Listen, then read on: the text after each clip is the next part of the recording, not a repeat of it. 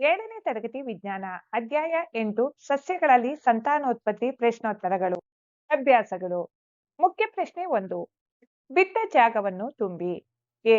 ಪೋಷಕ ಸಸ್ಯದ ಕಾಯ್ದ ಭಾಗದಿಂದ ಹೊಸ ಜೀವಿಯು ಉತ್ಪತ್ತಿಯಾಗುವುದಕ್ಕೆ ಡ್ಯಾಶ್ ಎನ್ನುವರು. ಉತ್ತರ ಕಾಯ್ದ ಸಂತಾನೋತ್ಪತ್ತಿ. ಬಿ. ಒಂದು ಹೂವು ಗಂಡು ಅಥವಾ ಹೆಣ್ಣು ಪ್ರಜನನ ಭಾಗವನ್ನು ಹೊಂದಿರಬಹುದು.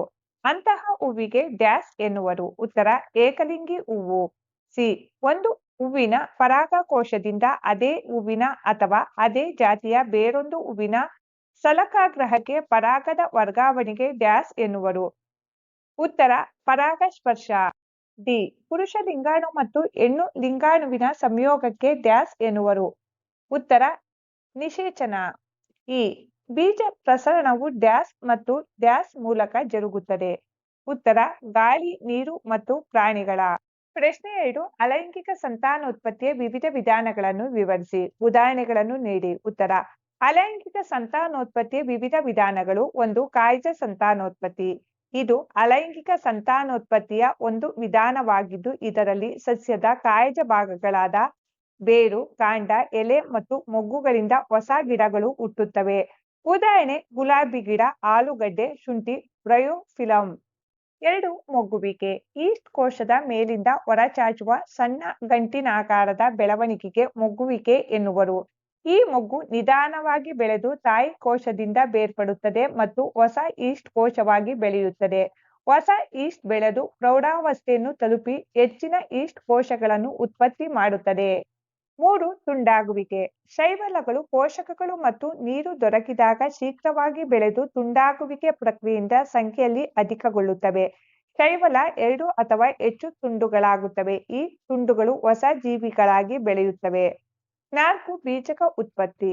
ಬೀಜಕಗಳು ಅನುಕೂಲ ಪರಿಸ್ಥಿತಿ ದೊರಕಿದಾಗ ಮೊಳಕೆ ಒಡೆದು ಹೊಸ ಜೀವಿಯಾಗಿ ಬೆಳೆಯುತ್ತವೆ. ಉದಾಹರಣೆಗೆ ಅವಸೆ, ಜರಿಗಿಡ.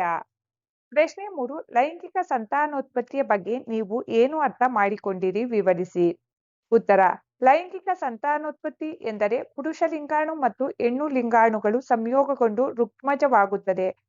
ಋಗ್ಮಜವನ್ನುಂಟು ಮಾಡಲು ಪುರುಷ ಲಿಂಗಾಣು ಮತ್ತು ಹೆಣ್ಣು ಲಿಂಗಾಣು ಸಂಯೋಗಗೊಳ್ಳುವ ಪ್ರಕ್ರಿಯೆಯನ್ನು ನಿಷೇಚನ ಎನ್ನುವರು. ಋಗ್ಮಜವು ಮುಂದೆ ಭ್ರೂಣವಾಗಿ ಬೆಳೆಯುತ್ತದೆ. ಅಂಡಾಶಯವು ಹಣ್ಣಾಗಿ ಬೆಳೆಯುತ್ತದೆ. ಪ್ರಶ್ನೆ 4. ಲೈಂಗಿಕ ಮತ್ತು ಅಲೈಂಗಿಕ ಸಂತಾನೋತ್ಪತ್ತಿಯ ನಡುವೆ ಇರುವ ಮುಖ್ಯ ವ್ಯತ್ಯಾಸಗಳನ್ನು ತಿಳಿಸಿ. ವ್ಯತ್ಯಾಸಗಳು. ಲೈಂಗಿಕ ಸಂತಾನೋತ್ಪತ್ತಿ ಪುರುಷ ಲಿಂಗಾಣು ಮತ್ತು ಹೆಣ್ಣು ಲಿಂಗಾಣುಗಳ ಸಂಯೋಗವನ್ನು ಒಳಗೊಂಡಿರುತ್ತದೆ. ಅಲೈಂಗಿಕ ಸಂತಾನೋತ್ಪತ್ತಿ ಈ ವಿಧಾನದಲ್ಲಿ ಒಂದೇ ಪೋಷಕವಿರುತ್ತದೆ. ಸಸ್ಯದ ಭಾಗವಾದರೂ ಸಂತಾನೋತ್ಪತ್ತಿಯಲ್ಲಿ ಭಾಗವಹಿಸಬಹುದು. ಲೈಂಗಿಕ ಸಂತಾನೋತ್ಪತ್ತಿ ಹೊಸ ಸಸ್ಯಗಳಲ್ಲಿ 2 ಪೋಷಕ ಲಕ್ಷಣಗಳಿರುತ್ತವೆ. ಅಲೈಂಗಿಕ ಸಂತಾನೋತ್ಪತ್ತಿ ಒಂದೇ ಪೋಷಕ ಸಸ್ಯದಿಂದ ಉತ್ಪತ್ತಿಯಾಗುವ ಕಾರಣದಿಂದ ಪೋಷಕ ಸಸ್ಯಕ್ಕೆ ಪರಸ್ಪರ ಹೋಲುತ್ತವೆ. ಲೈಂಗಿಕ ಸಂತಾನೋತ್ಪತ್ತಿ ಹೂವು ಸಸ್ಯದ ಸಂತಾನೋತ್ಪತ್ತಿ ಭಾಗವಾಗಿದ್ದು ಅದು ಸಸ್ಯದ ಲೈಂಗಿಕ ಅಂಗಗಳನ್ನು ಹೊಂದಿರುತ್ತದೆ. ಉದಾಹರಣೆಗೆ ಮಾವು, ಟೊಮೊಟೊ, ಪಪ್ಪಾಯಿ ಇತ್ಯಾದಿ. ಅಲೈಂಗಿಕ ಸಂತಾನೋತ್ಪತ್ತಿ ಲಿಂಗಾಣುಗಳ ಅವಶ್ಯಕತೆ ಇಲ್ಲದೆ ಸಸ್ಯದ ಬೇರು, ಕಾಂಡ, ಮೊಗ್ಗು, ಎಲೆ ಯಾವುದೇ ಭಾಗವಾದರೂ ಸಂತಾನೋತ್ಪತ್ತಿ ಮಾಡುತ್ತದೆ. ಉದಾಹರಣೆಗೆ ಈಸ್ಟ್, ಗುಲಾಬಿ, ಮಲ್ಲಿಗೆ, ಆಲೂಗಡ್ಡೆ ಇತ್ಯಾದಿ. ಪ್ರಶ್ನೆ 5. ಹೂವಿನ ಪ್ರಜನನ ಭಾಗಗಳನ್ನು ಚಿತ್ರಿಸಿ. ಇಲ್ಲಿ ಚಿತ್ರಿಸಿ ಭಾಗಗಳನ್ನು ಗುರುತಿಸಲಾಗಿದೆ, ಗಮನಿಸಿ ಮಕ್ಕಳೇ. ಪ್ರಶ್ನೆ 6. ಸ್ವಕೀಯ ಪರಾಗಸ್ಪರ್ಶ ಹಾಗೂ ಪರಕೀಯ ಪರಾಗಸ್ಪರ್ಶದ ನಡುವೆ ಇರುವ ವ್ಯತ್ಯಾಸವನ್ನು ವಿವರಿಸಿ. ವ್ಯತ್ಯಾಸಗಳು. ಸ್ವಕೀಯ ಪರಾಗಸ್ಪರ್ಶ ಈ ವಿಧಾನದಲ್ಲಿ ಒಂದು ಹೂವು ಅದೇ ಹೂವಿನ ಅಥವಾ ಅದೇ ಗಿಡದ ಮತ್ತೊಂದು ಹೂವಿನ ಸಲಾಕಾಗ್ರಹಕ್ಕೆ ಪರಾಗವನ್ನು ವರ್ಗಾವಣೆ ಮಾಡುತ್ತದೆ. ಪರಕೀಯ ಪರಾಗಸ್ಪರ್ಶ ಈ ವಿಧಾನದಲ್ಲಿ ಒಂದು ಹೂವಿನ ಪರಾಗವು ಅದೇ ಜಾತಿಯ ಬೇರೊಂದು ಗಿಡದ ಹೂವಿನ ಸಲಾಕಾಗ್ರಹಕ್ಕೆ ಪರಾಗವನ್ನು ವರ್ಗಾವಣೆ ಮಾಡುತ್ತದೆ. ಸ್ವಕೀಯ ಪರಾಗಸ್ಪರ್ಶ ಪರಾಗ ಸ್ಪರ್ಶವಾಗಲು ಯಾವ ಮಧ್ಯವರ್ತಿಗಳ ಅವಶ್ಯಕತೆ ಇಲ್ಲ. ಪರಕೀಯ ಪರಾಗಸ್ಪರ್ಶ ಗಾಳಿ, ನೀರು ಅಥವಾ ಕೀಟಗಳ ಅವಶ್ಯಕತೆ ಇದೆ. ಸ್ವಕೀಯ ಪರಾಗಸ್ಪರ್ಶ ದ್ವಿಲಿಂಗಿ ಹೂಗಳಲ್ಲಿ ನಡೆಯುತ್ತದೆ. ಪರಕೀಯ ಪರಾಗಸ್ಪರ್ಶ ಏಕಲಿಂಗಿ ಹೂಗಳಲ್ಲಿ ನಡೆಯುತ್ತದೆ. ಸ್ವಕೀಯ ಪರಾಗಸ್ಪರ್ಶ ವಂಶವಾಹಿಯ ಆನುವಂಶಿಕ ಮಾರ್ಪಾಡು ಆಗುವುದಿಲ್ಲ. ಪರಕೀಯ ಪರಾಗಸ್ಪರ್ಶ ವಂಶವಾಹಿಯ ಆನುವಂಶಿಕ ಮಾರ್ಪಾಡಿಗೆ ಕಾರಣವಾಗುವುದು. ಪ್ರಶ್ನೆ 7. ಹೂಗಳಲ್ಲಿ ನಿಷೇಚನ ಪ್ರಕ್ರಿಯೆ ಹೇಗೆ ನಡೆಯುತ್ತದೆ? ಉತ್ತರ: ಹೂಗಳಲ್ಲಿ ಕೇಂದ್ರದ ಪರಾಗಕೋಶವು ಪುರುಷ ಲಿಂಗಾಣುಗಳನ್ನು ಉತ್ಪತ್ತಿ ಮಾಡುವ ಪರಾಗರೇಣುಗಳನ್ನು ಹೊಂದಿರುತ್ತದೆ. ಶಲಾಕೆಯು ಶಲಾಕಾಗ್ರ, ಶಲಾಕನಳಿಕೆ ಮತ್ತು ಅಂಡಾಶಯವನ್ನು ಹೊಂದಿರುತ್ತದೆ. ಅಂಡಾಶಯದಲ್ಲಿ ಒಂದು ಅಥವಾ ಹೆಚ್ಚು ಅಂಡಕಗಳಿರುತ್ತವೆ. ಹೆಣ್ಣು ಲಿಂಗಾಣು ಅಥವಾ ಅಂಡವು ಅಂಡಕದಲ್ಲಿ ಉತ್ಪತ್ತಿಯಾಗುತ್ತದೆ.